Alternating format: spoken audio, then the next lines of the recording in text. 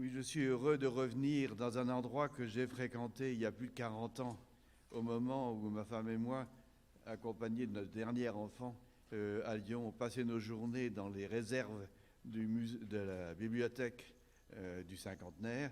Et j'en garde un petit souvenir qui nous reste, c'est que le monte-livre qui allait des réserves à la salle permettait d'entendre notre bébé qui pleurait. Et on nous téléphonait pour dire il serait temps de faire quelque chose, d'abandonner les photos et nous occuper de notre gamin. Alors, vous voyez, ce sont des souvenirs qui nous touchent. Évidemment, le gamin, maintenant, n'est plus du tout un gamin. Bon, cette observation, une fois faite, parlons d'Ankar, qui est la raison de notre venue. La question que je me suis posée depuis longtemps est liée à une transformation des points de vue sur l'architecture et l'ornement.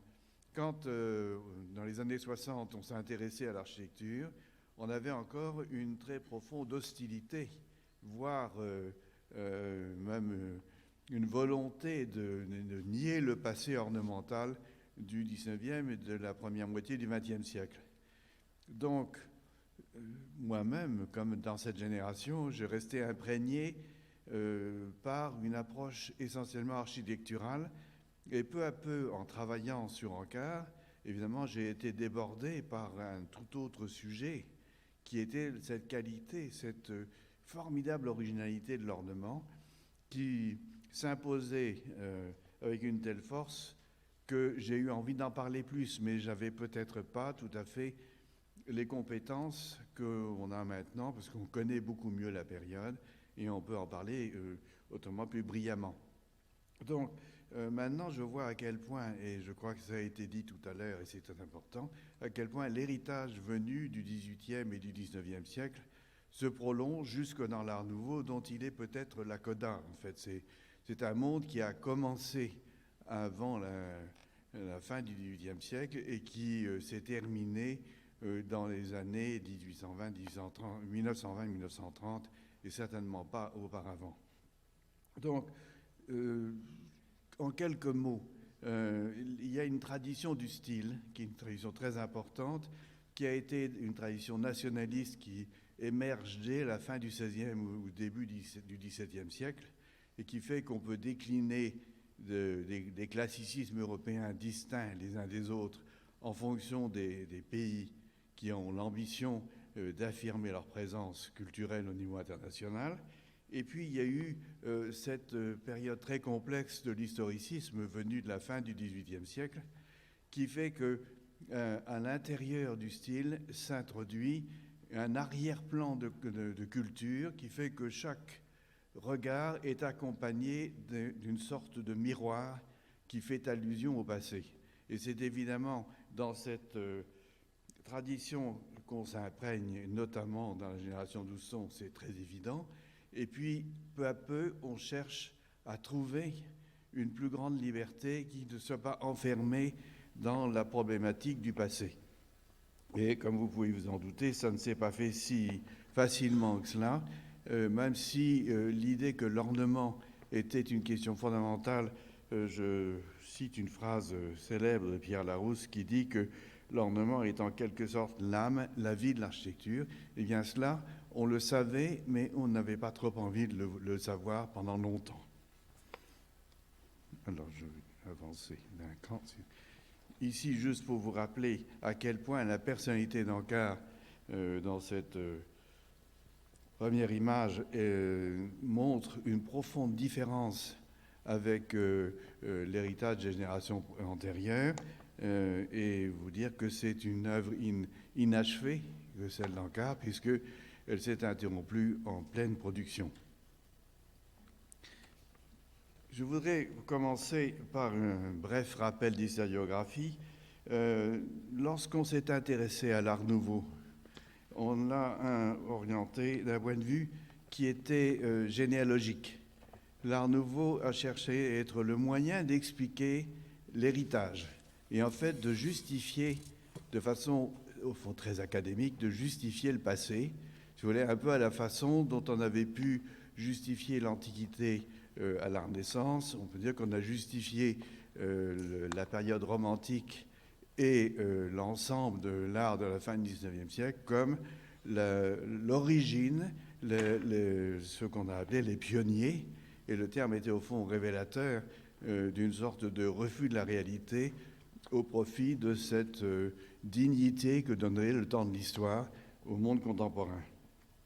Et j'ai choisi une célèbre introduction de Nikolaus Pevsner en 1936, mais j'ai derrière Siegfried Giedion qui, en 1928, dans Bauern in Frankreich, évoque déjà cette justification de la modernité par le passé du XIXe siècle et en fait fait abstraction complètement de ce qu'a été la période de la fin du XIXe siècle. Et puis j'ai mis juste en face une autre approche qui n'est pas du tout de même nature, c'est celle de notre éditeur nordique, Stefan Tschudi-Madsen, dont la thèse remonte aux années relativement tôt, puisque Tschudi-Madsen, la date est par là, mais on ne l'est pas marqué, 56, voilà. J'avais tout d'un coup un doute pour la première édition. C'est donc le moment où on a compris l'Art Nouveau, mais on l'a compris dans deux sens différents. Une approche qui est une approche idéologique moderniste, qui s'opposait à un début d'approche historique.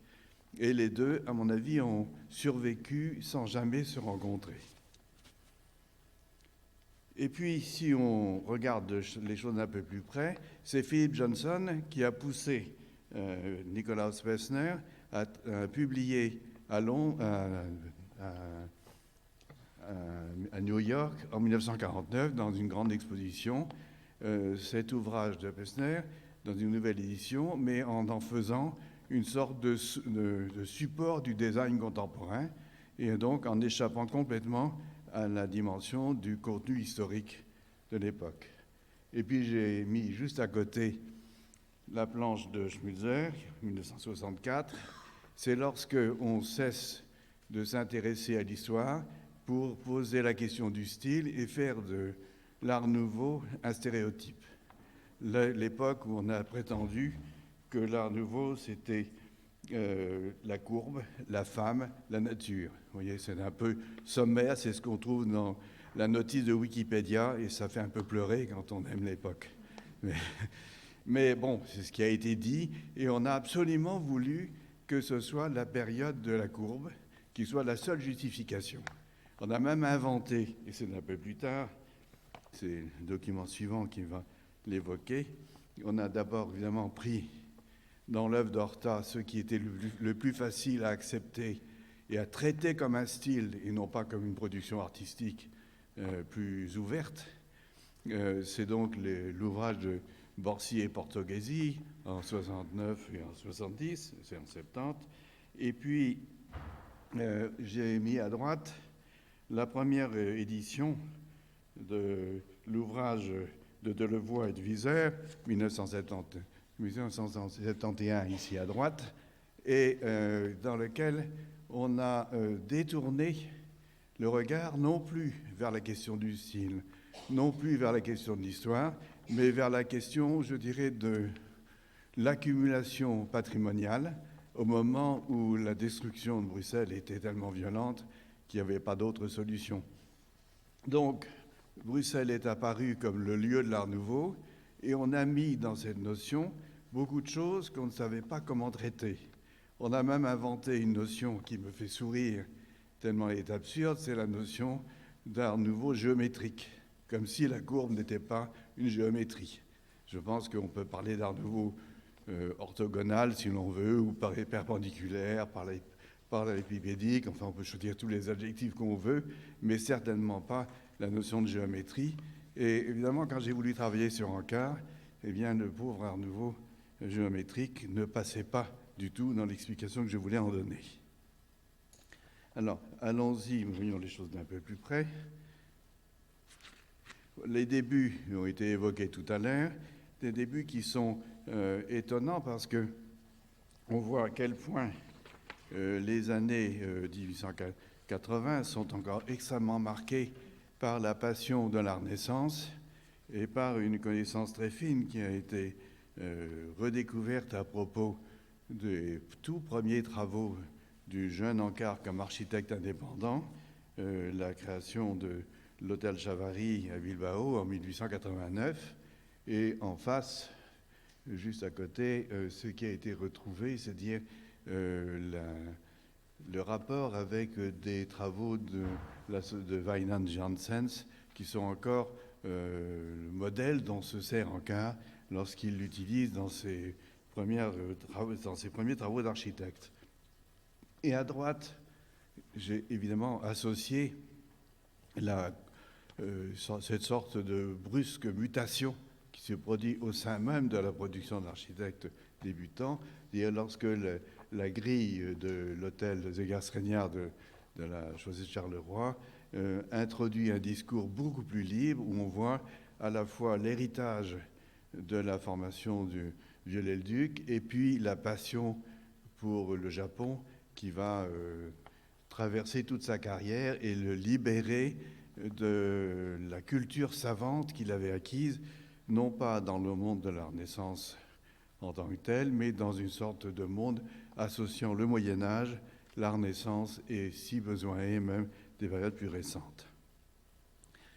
Dans les premières œuvres personnelles, l'hôtel Ancard, ou la maison Ancard, moi je dis plus modestement que c'est une maison qu'un hôtel, la référence à Viollet-le-Duc est tellement évidente dans le parti que l'image suffit à le convaincre.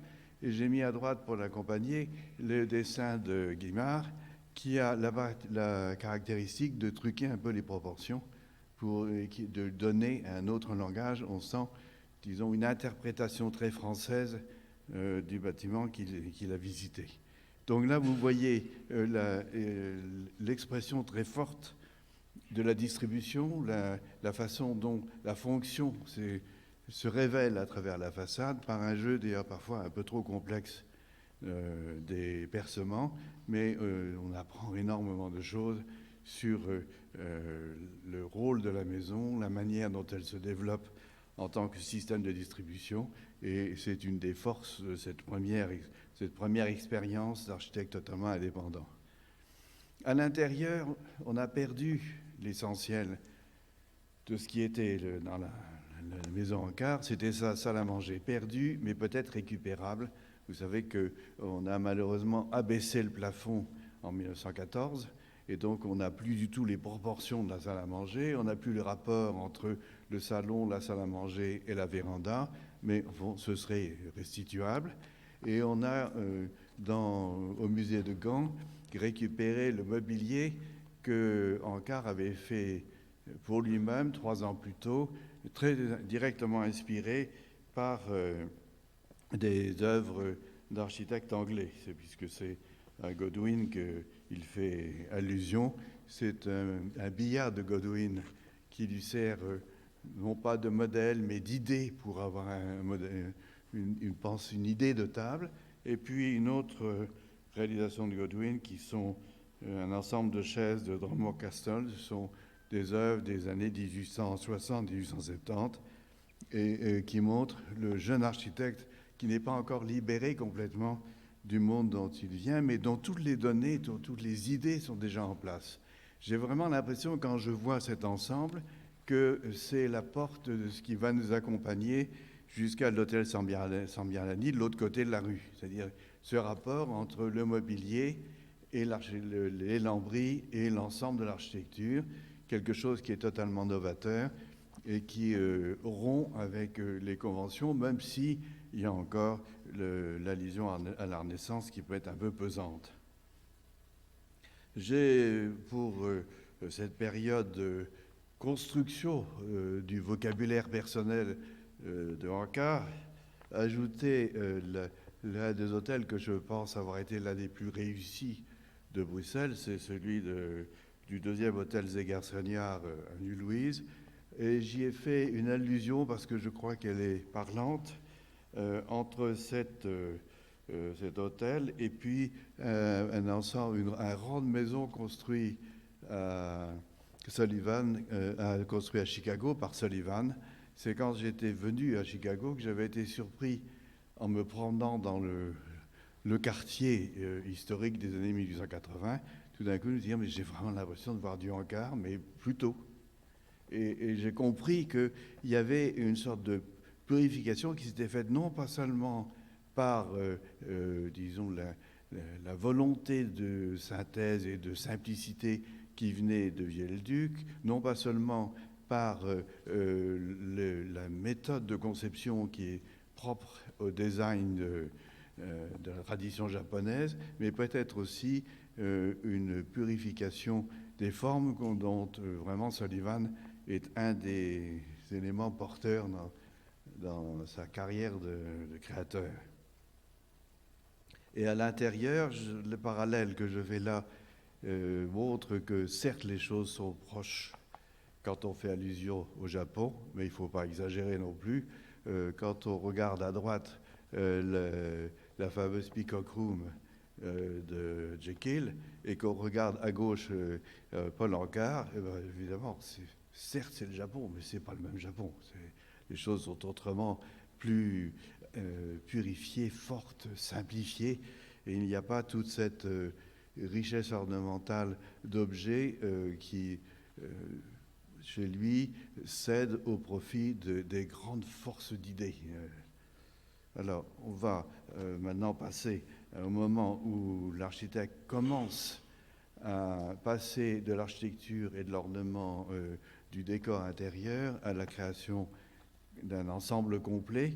Et évidemment, on a l'exemple prodigieux qui est la chemiserie Niguet, dont la façade est tout à fait caractéristique, quoiqu'elle soit très anglaise, si on regarde bien l'utilisation des petits bois qui sont en acajou, et puis les grandes glaces biseautées qui sont très impressionnantes, qui sont une virtuosité technique extraordinaire. Bon, le jeu des courbes et surtout les allusions anthropomorphiques qu'on peut trouver derrière, mais à l'intérieur, on trouve autre chose, c'est-à-dire un dialogue entre la partie totalement japonisante des effets de paravent que sont les cloisons internes de la mezzanine, et puis la grande courbe très légère et très souple de l'arcade du rez-de-chaussée.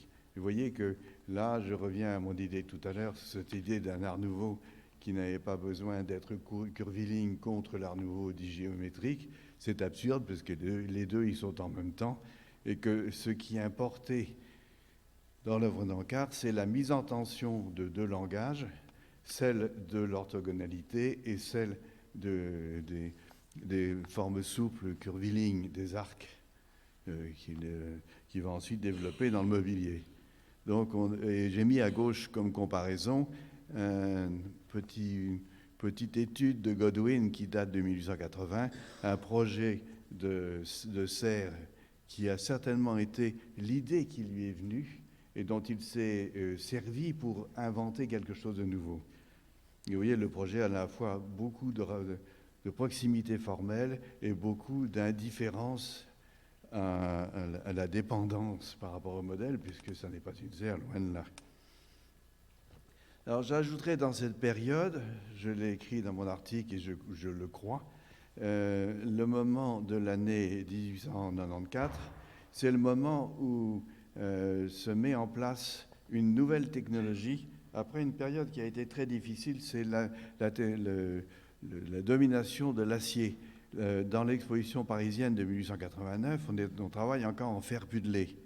Et l'acier se développe surtout à partir des années 1892-93, où en Belgique, la société Cockerill s'équipe en four Martin Siemens et peut produire en très grande quantité un matériau beaucoup plus souple et beaucoup plus facile à travailler que le verre pudelé. Donc à ce moment-là, on voit que et Ancard et Horta se passionnent pour ce nouveau langage qui est le langage de la construction métallique, dont on a là de très beaux exemples, les projets très utopiques du Nouveau Bruxelles, et puis ce projet qui, à mon avis, est vraiment générateur de la pensée de la structure métallique de la fin du XIXe siècle, c'est le projet pour le théâtre de Liège qui n'a pas été réalisé puisque la clientèle ne l'a pas aidé, il n'a pas eu le soutien financier qui lui aurait permis de réaliser ce projet.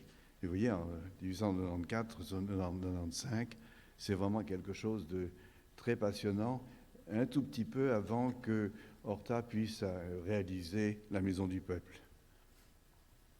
Évidemment, c'est une rupture, et c'est une rupture fondamentale, dans un sens que j'avais sans doute sous-estimé quand j'ai fait ma thèse, c'est que, enfin plutôt, je le savais, mais je n'osais pas le dire. Je pensais que le monde contemporain était celui du post-impressionnisme et que si on parlait du symbolisme, on était légèrement rétrograde, pour ne pas dire démodé. Donc, je n'osais pas trop dire que l'essentiel de l'œuvre de Ancard avait été une relation personnelle, individuelle, avec tout un groupe d'artistes. Et au fond, en venant ici, on en a la démonstration, le symbolisme et puis tout le mouvement de cette volonté de libération du rêve artistique est quelque chose qui n'est pas venu seulement de Ancard, qui est venu de deux figures qui ont joué de façon décisive dans son évolution, d'une part Ciamberlani et d'autre part Wolfers. Et je crois que l'un et l'autre l'ont aidé dans cette sorte d'accouchement de l'idée. Quand on regarde le premier projet pour l'hôtel Ciamberlani, on voit qu'il est encore d'une rationalité très stricte. Et puis qu'il se libère avec l'invention des fenêtres et des baies cintrées qui sont d'une formidable puissance, et aussi un nouveau travail sur le motif stylisé de ferronnerie, le motif floral de la ferronnerie, qui va ensuite connaître un long succès dans la tradition ornementale du XXe siècle. Et puis à l'intérieur, eh bien, la réalisation à pleine échelle de ce qu'il avait fait pour lui-même dans sa maison, et la première fois où il passe de la commande qui était à la commande commerciale des magasins à la commande de l'habitat, et où il crée ses meubles les plus originaux. C'était extraordinaire, table de salle à manger de l'hôtel Ciamberlani, qui dialogue avec le lambris, qui dialogue avec les grandes peintures murales qui forment frise dans la salle, et qui dialogue évidemment avec le travail sur la lumière qui est fondamental dans le bâtiment. La reconstitution de cet ensemble permet de comprendre que c'est un ensemble unique, mais un ensemble unique formé de la cohabitation de personnalités qui s'associent, qui se stimulent réciproquement. Car l'œuvre de Ancard, contrairement à beaucoup de contemporains, est une œuvre collective. Ancard n'a jamais travaillé seul, il a travaillé avec d'autres, ou il a stimulé d'autres, et j'en donnerai évidemment pour écho l'ensemble des réalisations de l'exposition de 1897 à Tervuren. Et là, vous avez, je regardais quand même la liste, je l'ai faite parce qu'il faut faire pour nous-mêmes ce genre de choses, la collaboration avec 3 architectes, Gustave Serrurier, Georges Aubé, Henri Van de Velde, même si Van de Velde a souvent expliqué que Ancard n'avait rien fait et que Van de Velde l'avait fait tout seul. Il y a quand même une collaboration intense, en tout cas un dialogue entre des personnalités différentes sur un projet unique.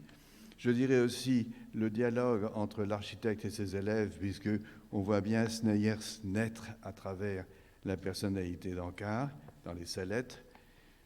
Et puis, une série de sculpteurs qui est tellement impressionnante que Knopf, Meunier, Dubois, Van der Stappen, Craco, Tombé, Breck, Wolfers, Samuel, Crépin, Duc, de Ruder. Je les cite parce que je ne peux pas ne pas les citer. C'est un travail d'ensemble, c'est une génération, ce n'est pas un individu. Et ça, on le voyait déjà dans les premiers projets d'Ancard, qui étaient toujours en association avec des sculpteurs.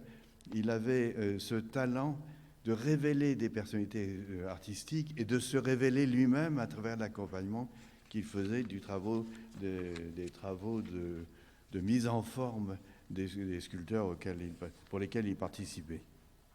Et ça nous permet d'aboutir à la deuxième figure de ces années 1897-1898 jusqu'en 1900, c'est-à-dire ici la figure de Wolfers, qui a poussé Ankar à l'extrême de ses idées à travers cette vitrine que j'avais dire moi-même mal datée, parce qu'elle était dans un dossier à part et qu'on l'a raccordée à la présentation de l'exposition de Turin.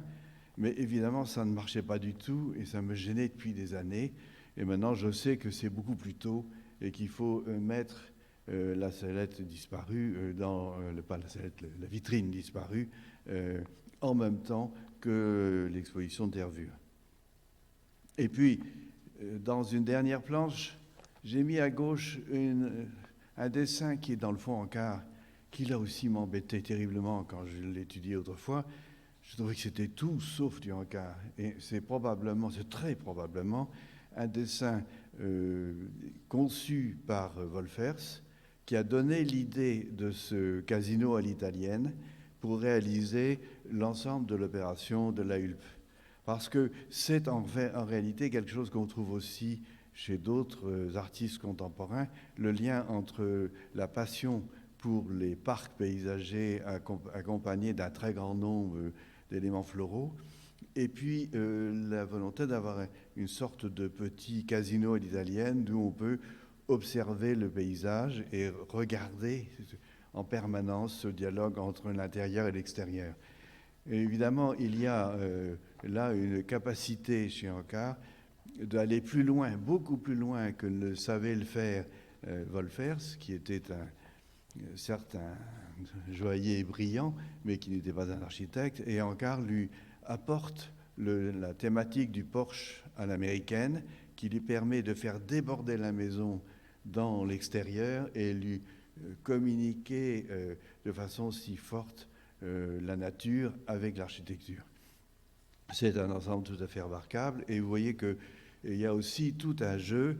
On oublie que le mobilier du fumoir, très inspiré par la tradition japonaise ou plutôt d'ailleurs chinoise, des chaises et des tabourets, est à mettre en dialogue avec les meubles intérieurs, les lits, les armoires, les tables, les lustres, qui sont dans un esprit beaucoup plus curviligne comme référence. Et c'est évidemment un jeu, une nouvelle fois, une tension entre deux modes d'écriture qui sont le moyen de diversifier, de faire comprendre l'ensemble de l'œuvre. Et on voit bien ce qui aurait pu se passer quand on en est là dans une production, c'est qu'Ankar était à la naissance d'une carrière qui aurait dû être internationale, qui s'est interrompue brusquement, mais on voit aussi pourquoi on y a découvert une telle puissance d'invention. Et finalement, j'ai évoqué la présence de l'ensemble de cette ville-là, et je voudrais rappeler l'omniprésence du symbolisme dans cette maison, puisque les peintures murales d'Émile Fabry y étaient le point d'aboutissement, la clé de la composition de l'intérieur du bâtiment. Émile Fabry, qui est membre du Salon d'art idéaliste, Émile Fabry, qui est, on l'a découvert de nos jours, assez proche de ce qu'a été la naissance de la théosophie. Et vous voyez, cette idée vers l'idéal, c'est vraiment l'idée qu'on commence à comprendre aujourd'hui et qu'on a mis tant de temps à accepter. À ma propre génération, on n'osait pas le dire, on peut maintenant le dire. Je vous remercie.